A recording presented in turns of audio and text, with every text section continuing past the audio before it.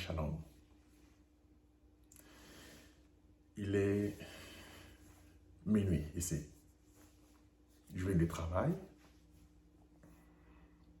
J'ai été fortement secoué aujourd'hui de parler de quelque chose uniquement au maître.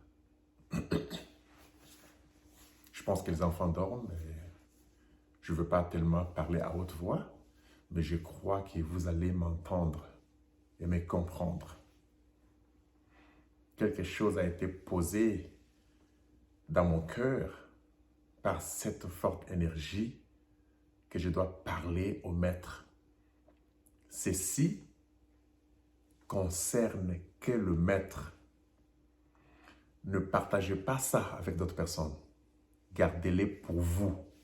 Parce que ceci, c'est pour vous. Uniquement pour toi. Et surtout toi là. Ça te concerne. Ça me concerne.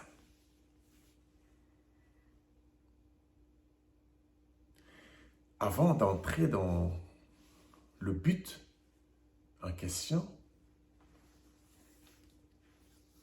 je vais brosser un peu, vite, sur le grand mystère de ces trois Jésus. Mais ce n'est pas le but aujourd'hui, parce qu'aujourd'hui, dans quelques minutes, nous allons juste parler du temps difficile que le maître traverse sans comprendre les pourquoi. Le maître, partout où ils sont, partout où ils m'entendent, ils savent que ce que je dis, c'est la vérité. La majorité de maîtres que nous sommes en train de traverser un moment très cristal, très difficile. Nous sommes en train de traverser l'ombre de la mort. C'est une vallée de l'ombre de la mort. David est passé par là pendant qu'il vivait sous les sangs des boucs et des brebis, des animaux. Jésus est passé par là. Tout croyant devait passer par là par rapport à ce qu'il croyait dans son propre temps. Nous, à cause de l'énergie de ce que nous croyons, cela nous fait passer dans une épreuve terrible parce qu'il n'y a pas une croyance sans épreuve. On a été vraiment distrait. Quand je dis distrait, c'est-à-dire que nous n'avons pas tiré attention de ce qui se passe parce qu'on ne comprend même pas pourquoi ça se passe. Je vais expliquer cela très bien. Certains beaux ont traversé des temps très durs. Moi qui vous parle, je traversais dans la vallée de l'ombre de la mort où je pensais que mon corps va tomber très bientôt. J'étais trop sûr. Mais quelque chose m'a fait sortir dedans. Un bro m'a appelé pour me dire, bro life, je sens que mon corps va tomber. On a parlé, tout a changé. Bien. L'autre bro m'appelle, bro life, je sens que mon corps va tomber. Pendant que je vous parle, il y a des secrets, des bros qui sont ici, dans ces groupes, mais on n'en parle pas. Parce qu'en réalité, nous ne sommes pas tous les amis. Il y a eu un vent, il y a eu une preuve où tout celui qui a l'énergie de saut est en train de traverser avec cette énergie de saut-là dans la vallée de l'ombre de la mort. Quand nous parlons de l'ombre de la mort, l'ombre c'est l'énergie. Ce n'est pas une réalité. L'énergie des sauts, ce n'est pas les sots. Parce que les sots, ce sont les croyants qui ont une vie dans l'éternité maintenant. Qui ont toujours vécu dans le présent. L'éternité est une présence éternelle. L'éternité n'a pas de futur, n'a pas de passé. C'est pourquoi nous parlons de l'ombre de la mort. L'énergie des sceaux, c'est l'ombre des sceaux. Une énergie qui est restée.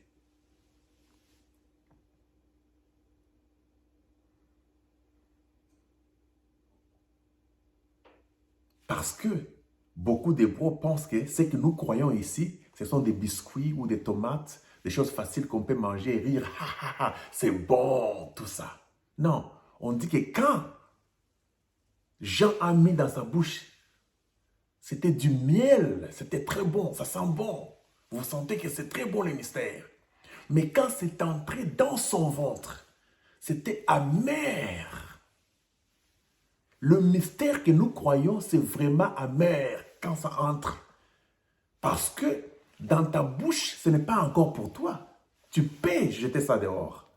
Tu peux mettre le pain dans ta bouche et il y a une mauvaise nouvelle qui arrive, tu ne peux pas avaler. Si on te dit que ton fils vient de mourir, ta mère, ton père, ton frère, ton ami intime, ou tu viens de perdre le travail, beaucoup de gens n'avalent pas. Ils enlèvent ça. Ce qui est dans ta bouche ne t'appartient pas encore. Mais ce que tu avales, comme Jésus-Christ dit que c'est ce qui entre, qui suit. Il n'y a pas seulement ce qui entre, qui suit, il y a aussi ce qui entre pour arranger et guérir.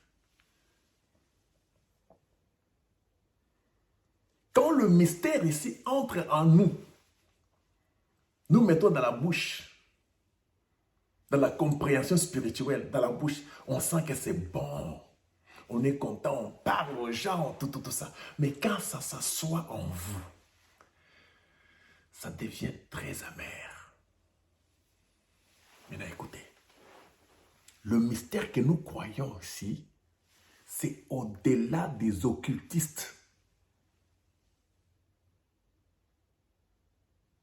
Ça a déjà dépassé le 33e degré.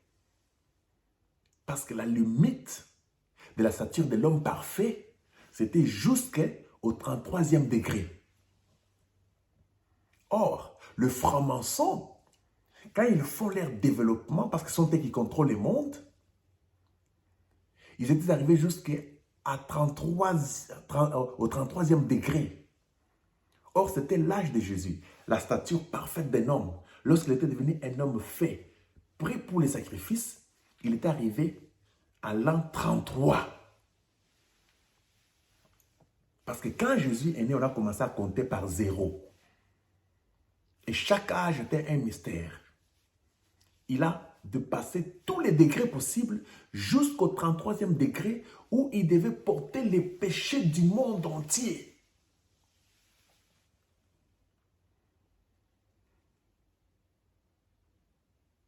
Son corps, c'était comme le téléphone.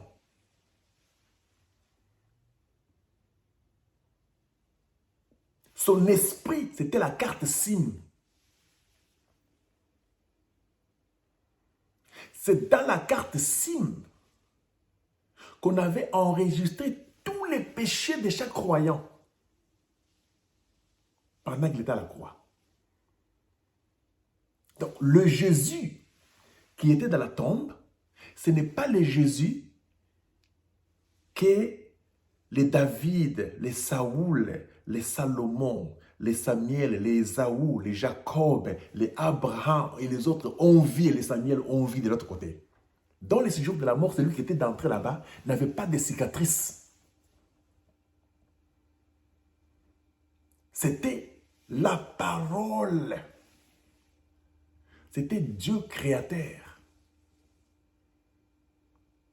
C'était Christ. Mais celui qui était dans la tombe, c'est celui-là qui avait des cicatrices. C'est lui que Jésus avait donné à la main de Dieu il remit son esprit, la carte SIM, qui avait tous les péchés que Moïse, David, Samuel, Ésaü, Jacob, Job et tous ces gens avaient fait, était enregistré, parce que Jésus enregistrait, jusqu'à ce qu'il a fini l'enregistrement de tous les péchés du monde, de tous les croyants et les élus, tous les péchés pendant qu'ils étaient dans le séjour des morts. Il a dit, Père, tout est accompli. C'est-à-dire que tout était inscrit alors. Maintenant, il faut que tu puisses prendre ça. Quand tout était accompli, Christ, qui était dans le séjour des morts, était en train de faire toujours sa mission, attendant que le prix soit payé. Et une fois qu'il a dit tout est accompli, j'ai remis maintenant mon esprit. C'est l'esprit serpent que Dieu avait besoin. Parce que, souvenez-vous que lorsque le petit serpent était en train de mordre les gens dans le désert, Moïse a fait un grand serpent d'airain. Il dit que, regardez ce serpent d'airain ici, de peur que tous les petits serpents qui vous mordent là, des petits problèmes que vous avez dans votre vie, vos travaux, vos foyers, le mariage, l'argent, et tout, quand ça vous pique et que ça tue beaucoup de gens, vous regardez à ce serpent d'airain.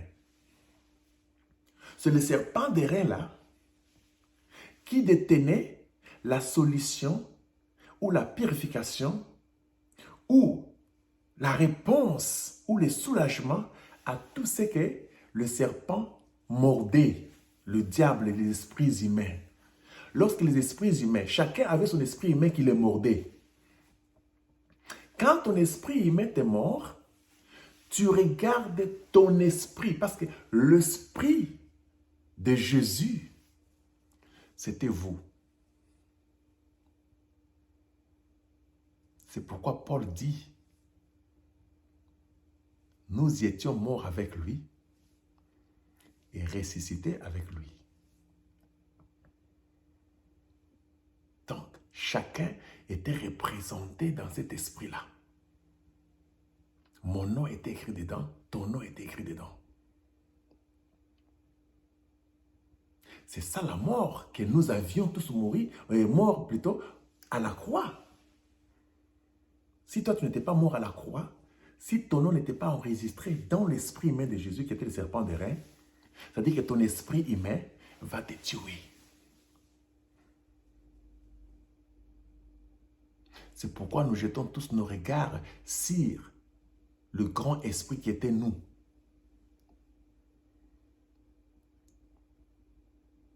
Et cet esprit-là n'avait pas de cicatrices, n'avait pas de meurtrissures. Voilà la différence entre toi et Jésus-là. Chacun avait joué son rôle. Mais qui était le véritable? Le véritable qui gardait le mystère de toutes choses, qui était le Père de l'esprit humain de Jésus. C'était l'âme en question. Cette théophanie qui était allée dans le séjour des morts pour libérer tous les captifs. Son esprit humain, c'était le péché jugé. Comme les sols disent que le serpent d'airain, c'était le péché jugé.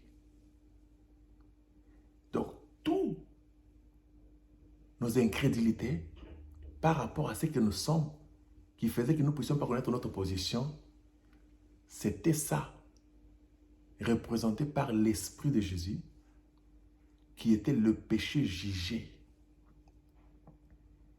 C'était Satan jugé. C'était l'incrédulité jugée.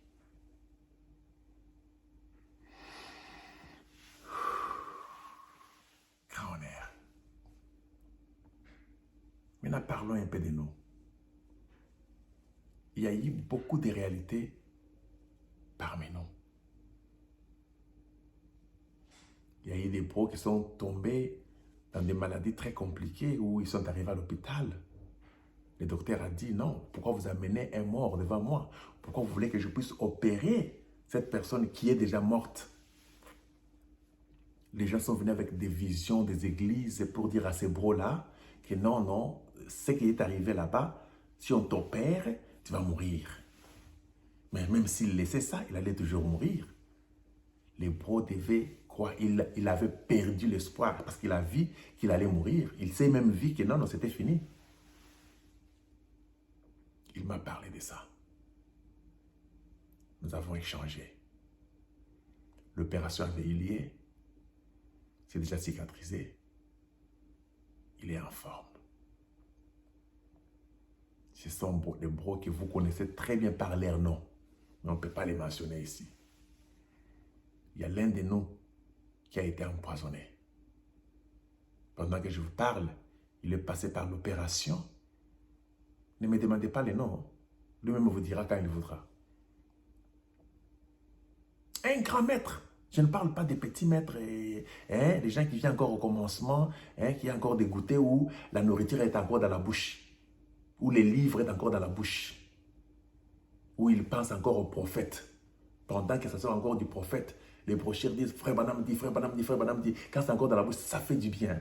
Mais quand cela devient une réalité en vous, cette énergie, ça devient amer. Et vous devez sentir l'amertume. Le grand maître est passé dans l'ombre, dans une vallée de l'ombre de la mort. Il a senti ça.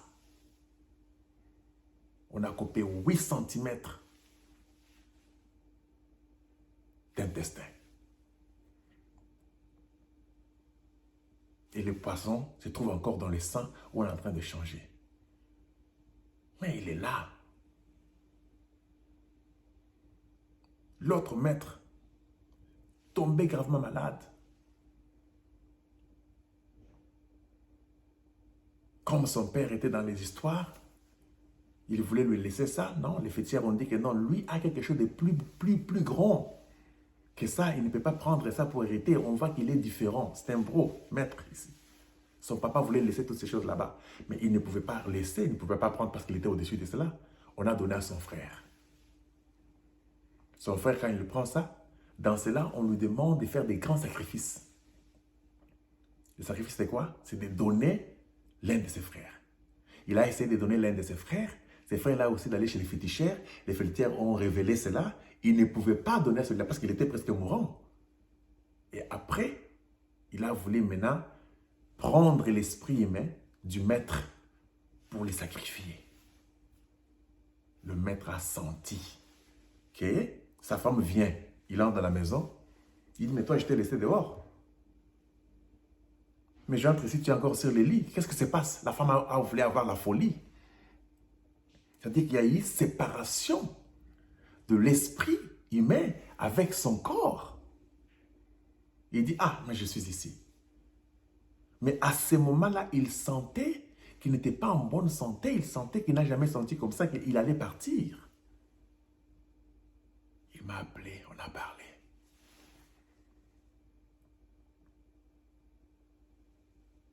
Cette histoire est passée.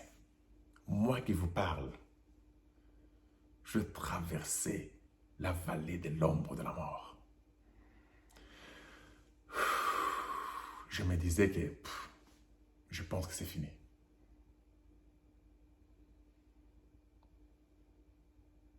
Où mon corps a traversé des moments trop durs.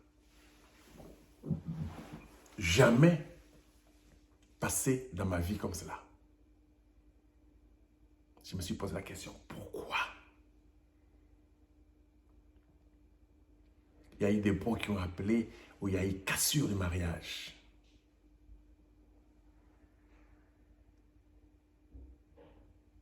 Il y a des bros femmes qui sont passées par des cassures de mariage.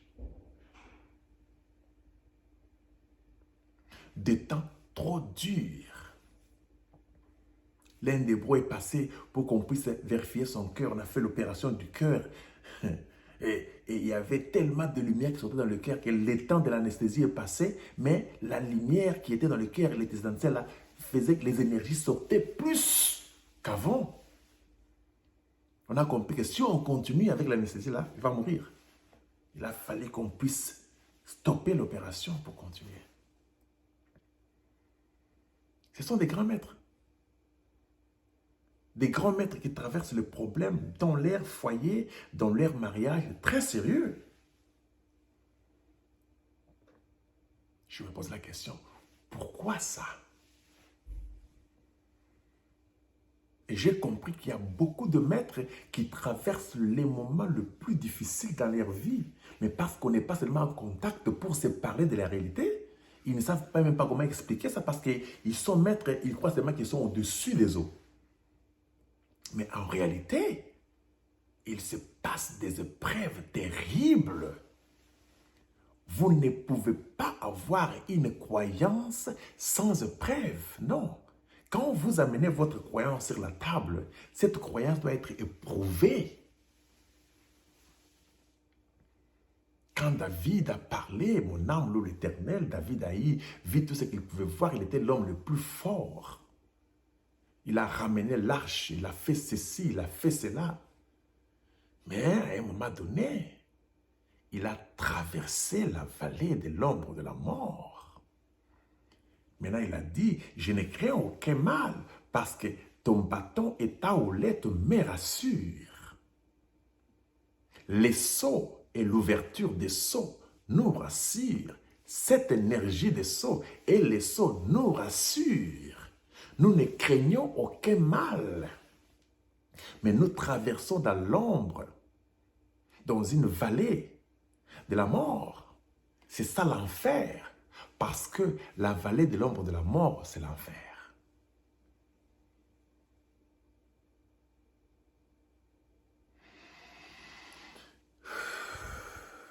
Job a traversé un moment très difficile tout en étant un innocent. Il était un homme juste. Quand on parle de la justice, on voit la nuée. Quand on parle de la justice, on voit le 7e sceau. Quand on parle de la justice, on voit la venue des élus. On voit la venue des myriades. On voit la venue de la grande nuée. On voit la perruque blanche. C'est la justice. Quand on dit, on va te transférer à la justice, tu iras à la justice, c'est-à-dire que tu dois passer devant le juge. Dieu dit que Job était un homme juste. Mais il fallait que cette justice, cette intégrité-là, un homme intègre, un homme juste, il fallait que cette justice passe par les épreuves. Vous ne pouvez pas être juge sans passer par les épreuves. Vous pensez que les gens aiment les juges? Vous pensez que quand les juges décident pour la vie des gens, ces gens-là aiment le juge? Non, ils n'aiment pas le juge. Ils ne sont pas contents des juges. Ne pensez pas que les gens vous aiment à cause de ce que vous croyez. C'est au-dessus du troisième degré. C'est au-dessus des francs-maçons. Ce ne sont pas des biscuits, des bonbons que vous sentez bon dans la bouche.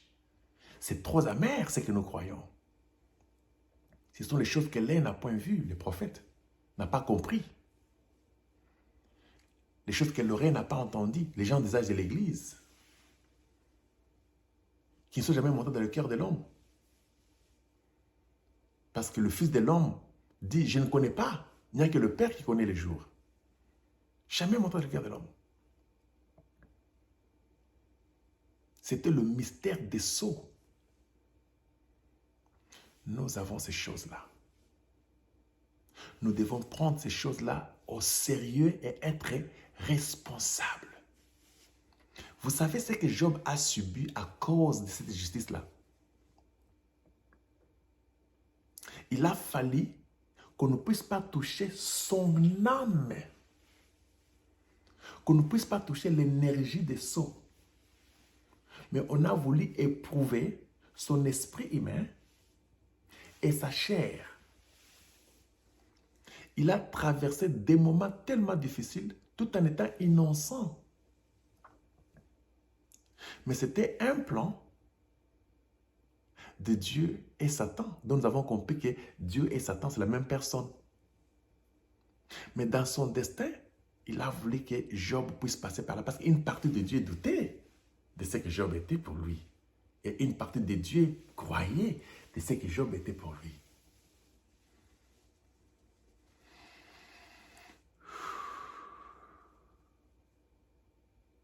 Je me sens différent pendant que je vous parle. Parce que c'est sérieux pour les bros qui vont me suivre.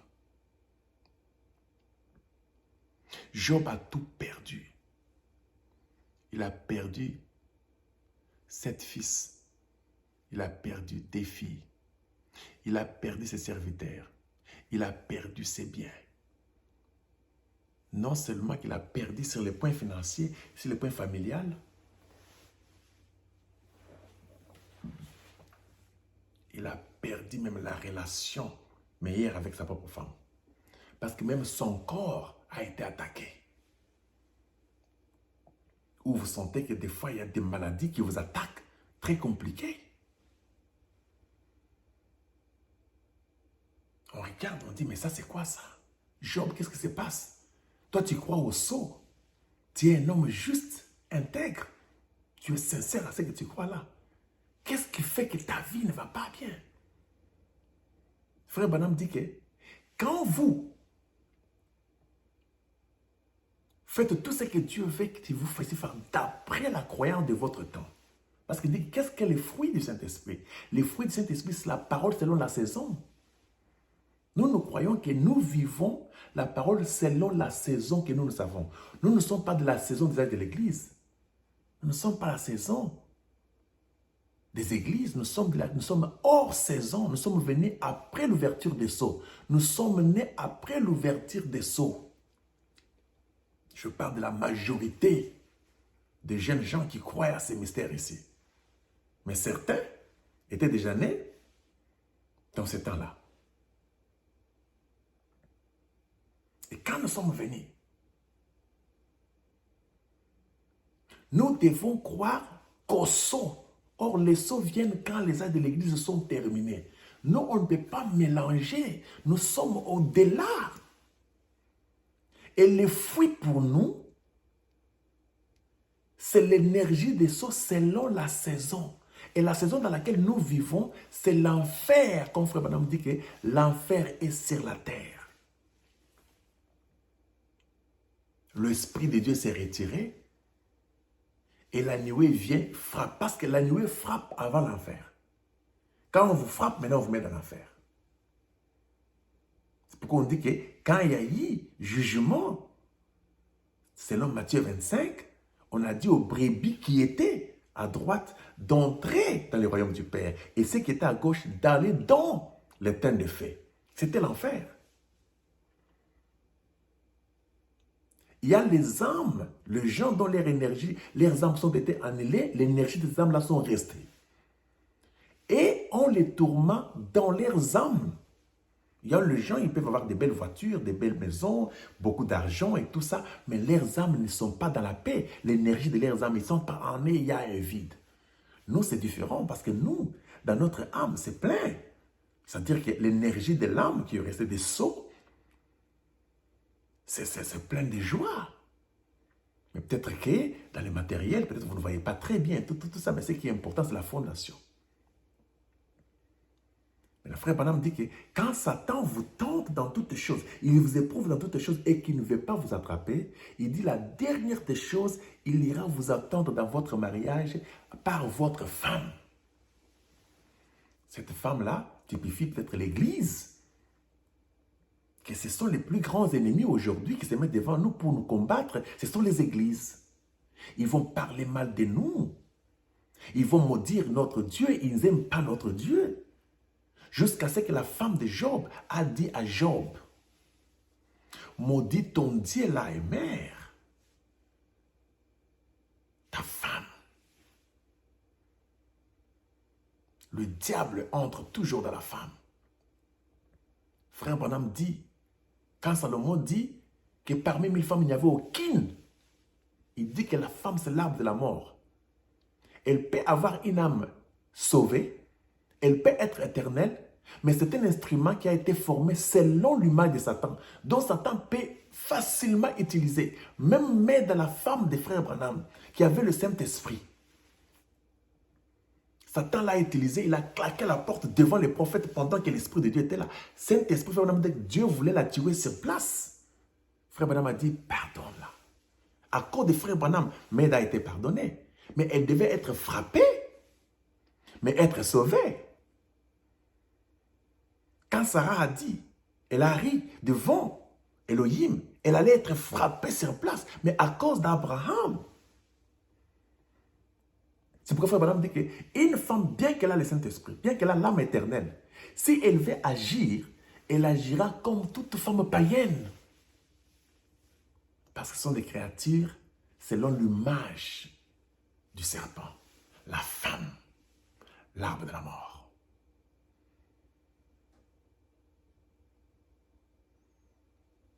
Aujourd'hui, cette femme peut être votre corps. Ce corps ici, c'est la terre. Comme Ésaïe dit, votre terre sera appelée épouse. On comprend que la terre ici, c'est une femme qui à des moments doute de ces mystères. Comment ma vie ne marche pas très bien? Comment je ne peux pas avoir l'argent comme bien? Comment je ne peux pas faire ceci? Comment ma vie ne marche pas? Les enfants, et ainsi de suite. Ah, maudit seulement ces sauts-là. Laisse tomber, tu peux même mourir et partir. Cette femme ici peut vous amener à des décisions qui ne sont pas bonnes. Quand Job a passé à traverser tout ça, les gens ont regardé Job, ils ont dit, tu vois, toi tu dis que tu crois au sceau, tu crois que tu as l'énergie des sceaux, regarde ta vie. Il est écrit que les amis sont venus lui dire, peut-être que tu as péché quelque part, prenez le sacrifice. Abraham a fait le sacrifice, il est allé prendre le sacrifice des choses qu'il n'avait même pas besoin. Il faut lire un peu les brochures, frère. Il faut un peu aller à l'église, frère. Il faut prier Dieu, frère. Il y a des bros qui se sont mis à genoux en train de prier parce qu'ils pensent qu'il y a quelque chose qui ne va pas dans les seaux. Mais le problème n'était pas les seaux. Le problème, il fallait qu'on puisse éprouver ce que vous croyez dans une partie de Dieu. Doutez un peu de ce que vous êtes aujourd'hui. Est-ce que réellement, toi, bro, maître tel, est-ce que réellement tu crois? Tu aimes ça parce que c'est bon dans la bouche ou bien c'est déjà entré en toi?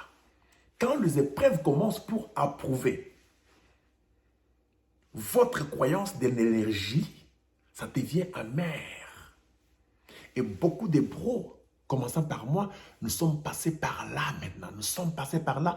Et maintenant, comme il est écrit que tout ce qui est révélé est condamné, et une fois que vous entendez cette vidéo ici, c'est la fin.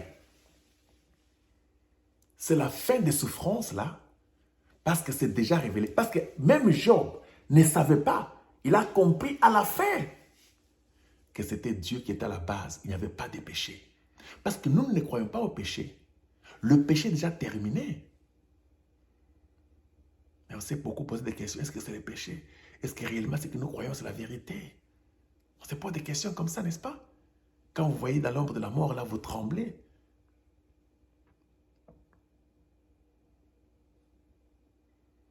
Même la femme de Job dit à Job, maudit ton Dieu la mère.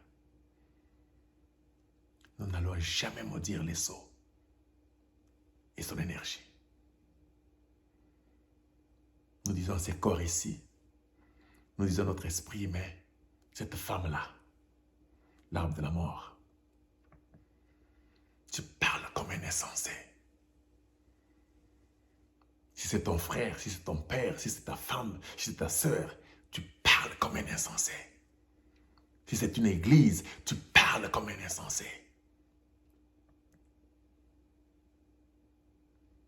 C'était la dernière épreuve de ce qu'il croyait comme juste.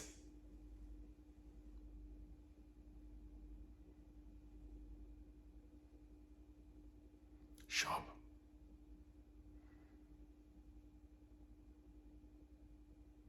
Il croyait aux zodiaques du ciel. Les zodiaques sont descendus. Cette constellation de la nuée, c'est ça notre période de Job. Celle-là devait être éprouvée. Les gens sont venus nous dire, vous devez prier, vous allez aller à l'église, vous devez faire ceci, vous devez faire cela. On a pensé, il y a eu trop de tourments. Nous avons traversé l'ombre de la mort. Job a traversé la vallée de l'ombre de la mort. Il n'était resté que les eaux.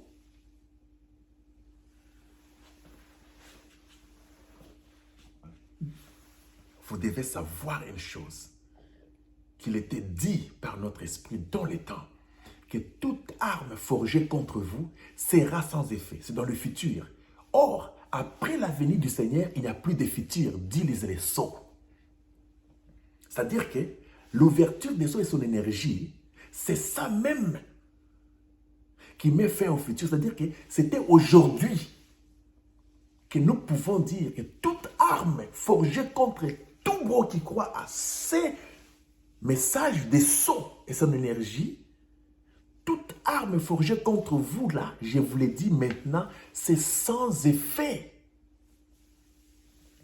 Et toute langue qui se lève en justice contre vous, vous la condamnerez. Maintenant, écoutez, quand nous disons que nous ne prions pas, vous ne pouvez pas rester à la maison comme ça, vous fermez, vous marchez comme un petit fou. Vous avez une croyance, vous avez une énergie. C'est une croyance. Vous devez agir selon l'énergie que vous avez. Cette énergie s'appelle Jésus-Christ. Cette énergie, c'est Elohim. Cette énergie est plus grande que le sang. Vous devez faire parler l'énergie. C'est pourquoi on dit, vous la condamnerez. Vous allez condamner comment? Vous ne faites absolument rien. Vous vivez comme ça, comme si vous vivez dans la brousse. Vous êtes maître. C'est pourquoi vous devez condamner ça. Moi, des fois, je parle, je passe dans la méditation, je me mets calmement chez moi à la maison, quelque part dans une petite brousse, je m'assois et puis je commence à condamner toute langue qui se lève en justice contre moi. Vous savez combien des esprits qui se lèvent en justice contre vous chaque jour ici, que les démons, les énergies diaboliques parlent pour détruire tous ceux qui croient aux choses mystérieuses? Ils jettent des mauvais sorts et toutes ces paroles sont dans l'air ici. Quand vous êtes distrait, ça vous attrape. Mais vous avez le pouvoir de condamner toute langue qui se lève en justice contre vous. Vous allez la condamner comment? Si vous ne parlez pas. C'est pourquoi, maître, précieux frère dit que les gens qui croiront au saut tonnerre, ils auront le pouvoir de fermer les yeux quand ils veulent, fermer le ciel quand ils veulent et ouvrir le ciel quand ils veulent. Ils feront de la nature ce qu'ils veulent. Les gens qui croient au sceau, les gens qui croient à l'énergie des sceaux, ils ont un pouvoir de fermer le ciel. Frère Madame dit, les cieux sont des atmosphères. Tous les esprits sont dans les atmosphères. Les esprits qui sont dans les airs, là. Beaucoup d'énergie qui passe chaque jour ici, qui traverse le mur. Nous avons le temps de faire, nous avons le pouvoir de fermer, c'est-à-dire que ces énergies-là ne nous atteignent pas. Comme quelqu'un dans une bouteille, où les énergies passent, ça ne peut pas entrer dans la bouteille, mais on peut vous voir. Pouvez-vous vous protéger sur ça? Suivez-moi tranquillement, c'est important.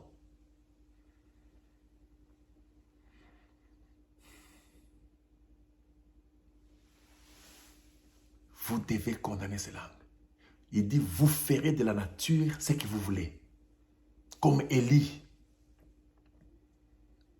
Comme Moïse. Il a fait sortir des mouches, il a fait ceci, il a fait cela, il a tapé sur le bâton, et ça s'est ouvert. Ce n'était pas le bâton de Dieu, c'était le bâton de Moïse. Initié. C'est l'esprit de Moïse et l'esprit d'Élie qui est cette nuée, non? Cette nuée-là, c'est l'esprit de Moïse et l'esprit d'Élie. Et c'est nous. Nous avons cette capacité de faire de la nature ce que nous voulons. Nous pouvons fermer la pluie et ouvrir la pluie. On peut traverser dans n'importe quel problème. On peut frapper les bâtons sur la mer et puis passer. Parce que nous avons ça. Les gens qui croiront au saut-tonnerre, ils feront de la nature ce qu'ils veulent. Ils fermeront le ciel quand ils veulent. Ils feront le ciel quand ils veulent. Sachez seulement que lorsque les choses sont révélées, c'était pour détruire la statue de Nabuchodonosor. Le 4 royaumes. Frère Branham parle des systèmes. Il n'y a aucun système qui marche aujourd'hui. Ni le mariage en force, ça ne marche plus. les églises, le système économique, la politique, l'armée du monde, rien ne marche, bro. La finance, rien ne marche. Mais seulement nous, au moins nous tâtonnons comme l'homme ivre. Un homme ivre, il tâtonne, mais il connaît où il part. Il arrivera chez lui, il va dormir. Un homme ivre qui tâtonne, ça va encore que l'homme ivre qui est par terre, complètement démoli, complètement détruit, où il a même perdu la connaissance. J'en vois chaque jour ici. Nous sommes ivres, bien sûr, par la frappe des sots. Mais nous tâtonnons. C'est-à-dire qu'on lit encore, on peut marcher. C'est pourquoi vous devez parler. Vous devez méditer. On dit que les paroles de ces livres ne puissent pas s'éloigner de votre bouche. Méditez-la jour et nuit. Le livre, vous connaissez ce que c'est? C'est la théophanie. Le livre, ce sont les sceaux révélés aujourd'hui. Ce que Josué parlait, c'était l'ombre des choses à venir. Jésus était l'ombre des choses à venir aussi. C'est aujourd'hui les livres qui doivent être médités. Vous devez les méditer jour et nuit. En affaires ici. Vous devez faire une méditation à des moments où vous vous réveillez le matin, à des moments où vous vous réveillez la nuit, vous vous mettez en tant que maître, vous parlez du livre, vous prononcez les paroles sur vous, et puis vous vous protégez. Ne vivez pas comme des petits enfants, vivez comme des fils, comme des maîtres bien faits. Il ne faut pas être trop distrait. Il n'est pas dit que parce que nous croyons, nous pouvons faire tout ce que les esprits du monde ici font. Nous sommes différents de ces esprits-là. Frère Branham disait toujours que des fois, l'énergie du diable n'a rien à voir avec vous. Vous entrez dans son camp. Vous allez dans les camps des énergies du diable et vous pensez que vous allez revenir normalement. Non. Donc, nous devons savoir ce que nous pouvons toucher et ce que nous ne pouvons pas toucher. C'est pourquoi le maître Paul, bien fait, il dit, tout m'est permis, mais tout n'est pas utile. Donc, nous, en tant que maître, nous savons que tout ici est permis. Mais quand ce n'est pas utile, on n'a pas besoin de ça. Nous ne pouvons pas aller toucher certaines énergies qui vont nous créer des petits problèmes. Mais nous avons traversé la vallée de l'ombre de la mort. Sa houlette et son bâton nous rassurent. Les sceaux révélés par son énergie nous rassurent. Job, après avoir traversé tout ça, bien qu'il avait eu des problèmes avec tout le monde, on a pensé qu'il était un pécheur, il avait une mauvaise vie, c'est pourquoi Dieu l'a puni. Regarde maintenant comment il souffrait. Avec sa femme, ça ne marche pas. Il ne peut même pas avoir de relations sexuelles avec sa femme. Regarde, il a des plaies partout. Il a perdu tous les enfants. Il a perdu, tu vois, il a perdu ses deux filles. Il a perdu toutes les choses. Tout ce qu'il avait comme bien, rien. Tout ça, il fallait qu'il passe par l'épreuve. Des fois, on nous regarde comme ça, on dit que c'est regarde ces gens ici. Ils sont des pécheurs, regarde leur vie. Comment ils souffraient, ils disent qu'ils croient en ceci et tout ça. Vous n'allez pas abandonner ça. Ce n'est pas de votre faute. Vous n'avez pas péché parce que votre péché a été pris à la croix. Souvenez-vous quand Frère Branham a regardé au ciel, il a vu une croix en or. Cette croix en or, c'était la grande nuée, une divinité qui montre que tout était déjà accompli. C'est un monde qui n'a pas les serpents là, c'était juste une croix.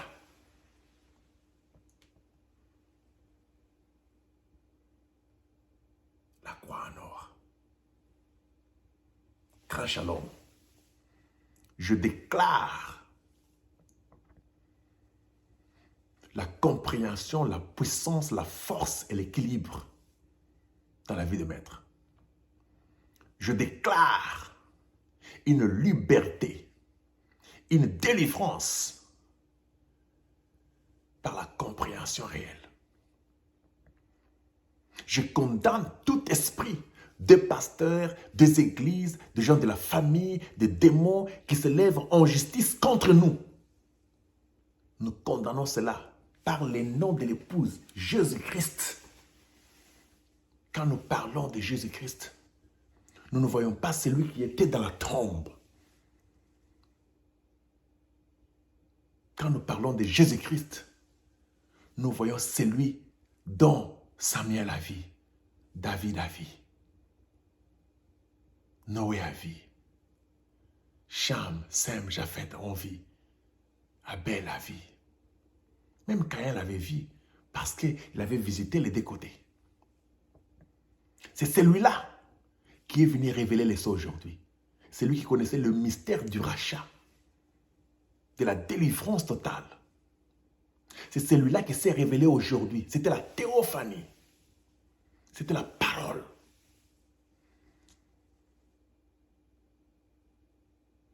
C'est le Jésus-Christ. Nous ne prions pas au nom de Jésus, l'esprit humain qui est allé dans l'usage de l'Église. Parce que celui-là a été mené à terme.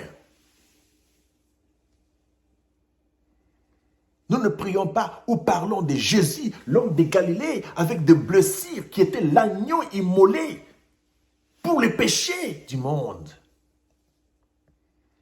C'était la cassette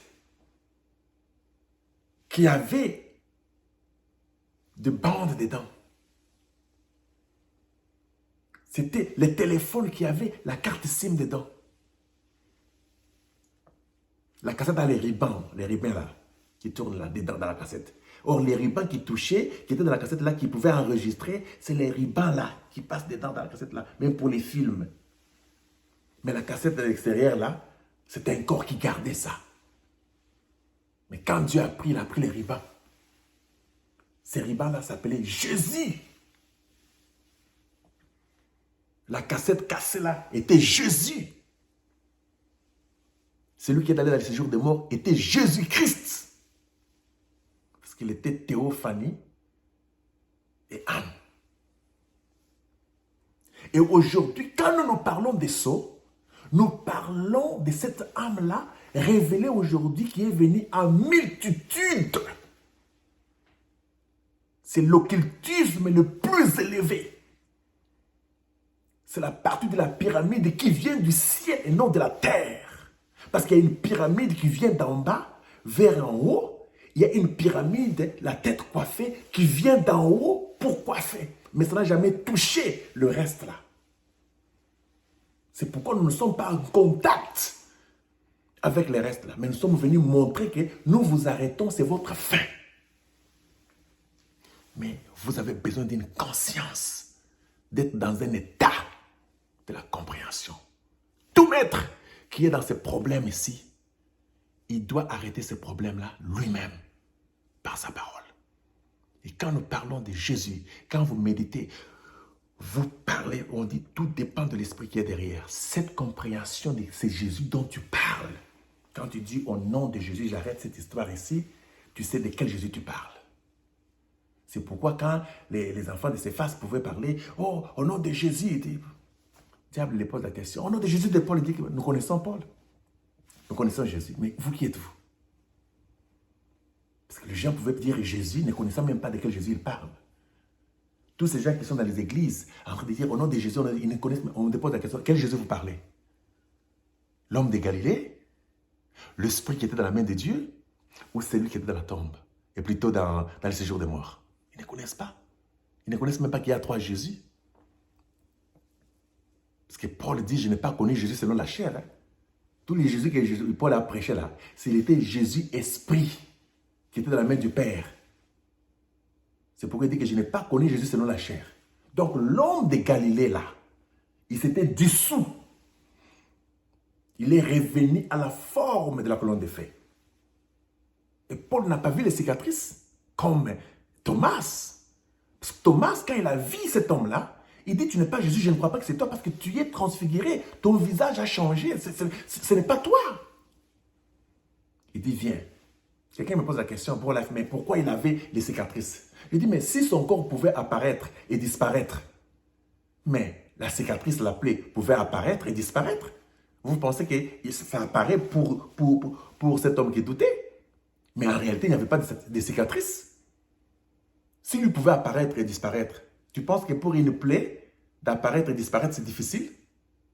Votre cerveau n'a pas la capacité de comprendre le mystère de la transfiguration. Ce n'est pas donné à la tête, c'est de donner à l'inspiration.